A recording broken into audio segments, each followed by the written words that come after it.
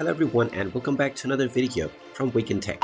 In this video, I'm going to show you how to install the Aliexpress application on your iOS device. So let's get started right away.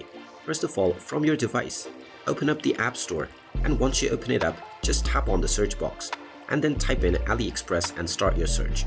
Now, from the search results, tap on the Aliexpress application and you will see the Get button. Just tap on this Get button and this will begin the download and installation of the Aliexpress application on your device. Just wait for a while until the installation is completed, and when it is done, you will see the Open button. You can then tap on the Open button in order to open up the Aliexpress application. Once the application is opened up, you can proceed with logging in to your existing account or sign up to create a new one.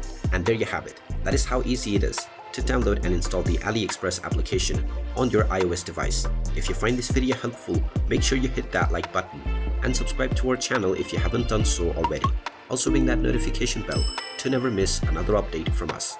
Thank you for watching, and I will see you again in the next video.